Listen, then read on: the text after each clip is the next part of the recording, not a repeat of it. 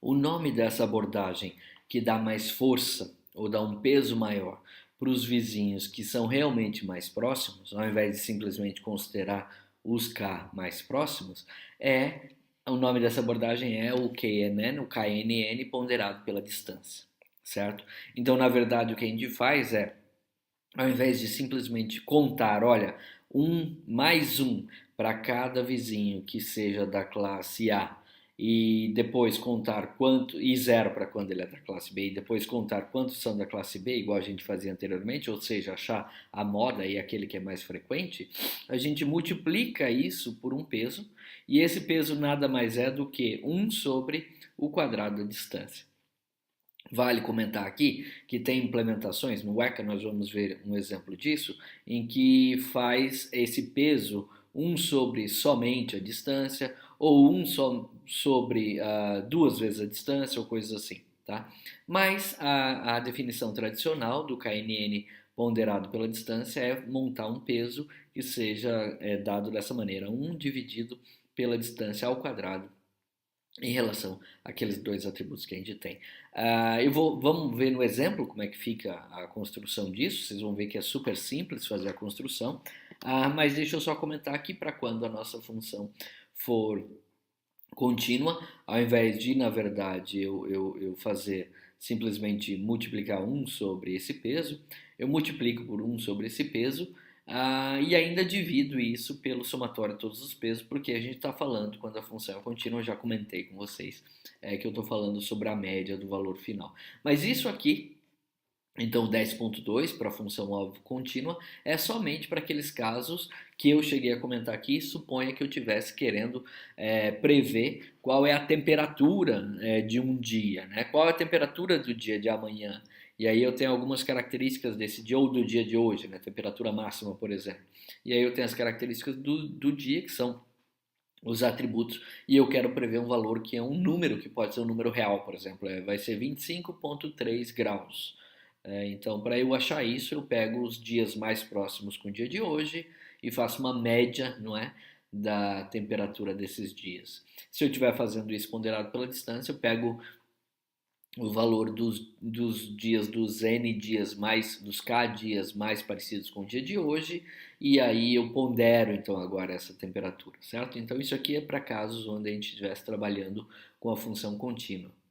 Bom, mas o tradicional nosso do aprendizado de máquina vai ser para função discreta, e supondo que nós estejamos trabalhando com o mesmo conjunto de dados que nós já vimos anteriormente, que é esse aqui, certo? É o conjunto que a gente está trabalhando nessa aula.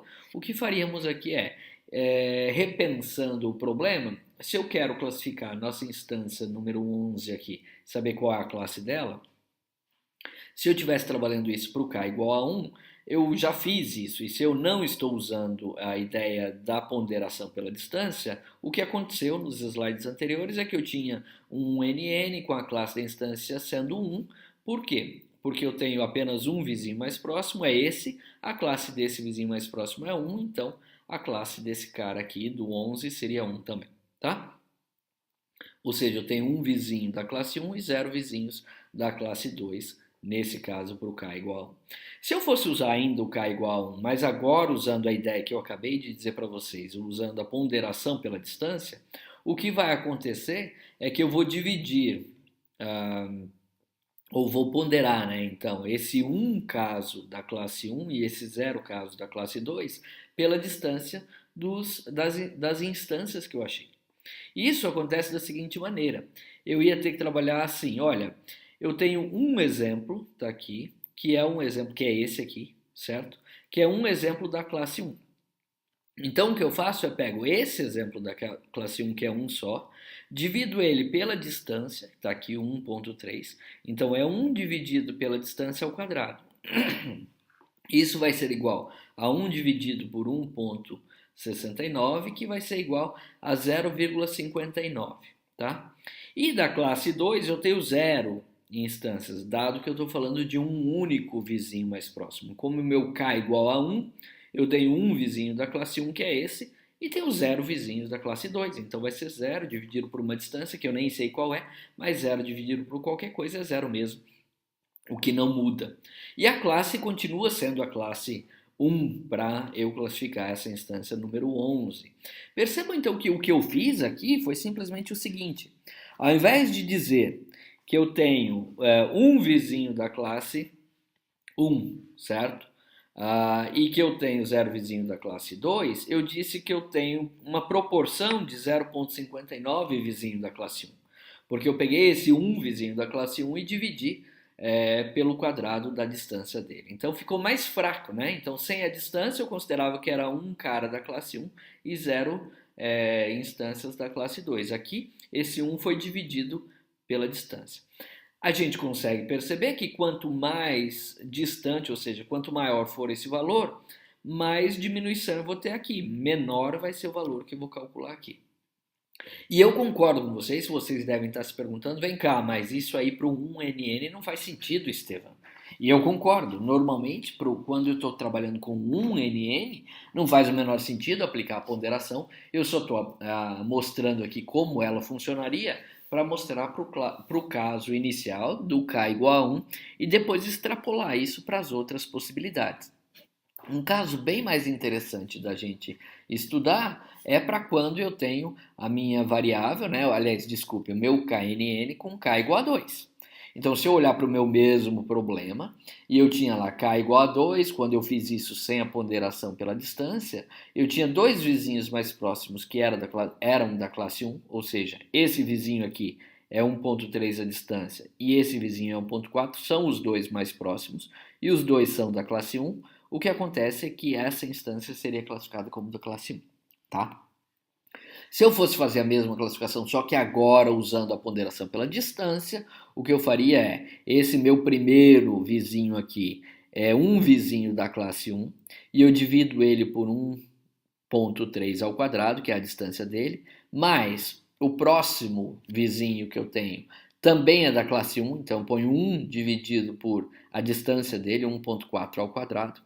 Isso vai representar 1 sobre 1,3 ao quadrado dá 0,59, e esse aqui, 1 sobre 1,4 ao quadrado, vai dar 1,51, ou seja, 0,59 mais 0,51 é igual a 1,1, vizinho sendo da classe 1. E quantos desses dois eu tenho na classe 2? Nenhum, eu tenho 0. Então aqui eu vou ter 0 dividido pela distância ao quadrado, que vai ser 0 vizinhos. Então qual é o número maior de vizinhos de uma classe? Eu tenho mais vizinhos da classe 1, que é esse valor aqui, 1,1 vizinhos da classe 1, e eu tenho 0 vizinho da classe 2. Então a classe continuaria sendo 1. Percebam então que o que eu faço é sempre, para cada classe, multiplicar esse valor aqui, dividindo pelo quadrado da distância, mais o próximo vizinho. Então, se eu tinha, no exemplo anterior, 1NN, eu tinha só esse primeiro termo. Era 1 sobre 1,3 ao quadrado para a classe 1, porque para a classe 1 isso acontecia, e era 0 sobre qualquer coisa para a classe 2, e acabou. Na segunda opção, que é essa aqui, eu vou ter 1 para a classe 1, mais 1 de novo para a classe 1, pondero os dois dividindo pela distância que eles têm, somo e tenho o final. Tá? Se eu fizer a mesma coisa para a classe 3, fica mais interessante, porque pela primeira vez aqui, eu vou ter, se eu pegar 3 vizinhos mais próximos, 2 são da classe 1 e 1 é da classe 2, certo? Então, se eu fizesse para cá igual a 3 sem a ponderação, a classe da instância ainda seria a classe 1, porque são 2 da classe 1 e 1 da classe 2, então aqui seria a classe 1, certo? E se eu fizesse com a ponderação, eu teria, olha, o primeiro vizinho mais próximo, que tem distância 1,3, é da classe 1, então calculando para a classe 1 eu tenho 1 sobre 1,3 ao quadrado, mais o segundo vizinho mais próximo é esse aqui, ele também é da classe 1, então mais 1 sobre 1,4 ao quadrado, mais o terceiro vizinho mais próximo é esse aqui, e a distância dele é 2,8, está aqui, 2,8. Só que ele não é da classe 1, ele é da classe 0, então no cálculo para a classe 1 aqui fica 0, certo? Então, fazendo a matemática aqui, eu tenho esse cara que é 0,59, mais este cara aqui, que é 0,51, mais este cara aqui, que é 0. Então, eu vou ter igual, no K igual a 2, 1,1 vizinho sendo da classe 1. E agora, para a classe 2, Percebam que o que eu tenho é 0 vezes 0, na verdade, sobre 1,3 ao quadrado, mais 0 sobre 1,4 ao quadrado, eu nem pus, certo? Mais 1, nesse caso lá era 0, agora aqui é 1, porque esse é o cara da classe 2, 1 sobre 2,8 ao quadrado. Isso vai ser igual a 1 dividido por 7,84, que é o 2,8 ao quadrado, que vai ser igual a 0,12. Então significa que eu teria 1,1 ou algo relativo a 1,1 vizinho da classe 1 e algo relativo a 0,12 vizinhos da classe 2. Então eu tenho mais vizinhos da classe 1 do que vizinhos da classe 2, então a classe continua sendo 1. Tá? Esse é mais ou menos o processo que a gente vai fazer. Mas para esse exemplo que a gente usou aqui, que o Estevam está mostrando, para ser bem sincero, é um exemplo onde usar ou não usar esse processo de ponderação não deu diferença no resultado final.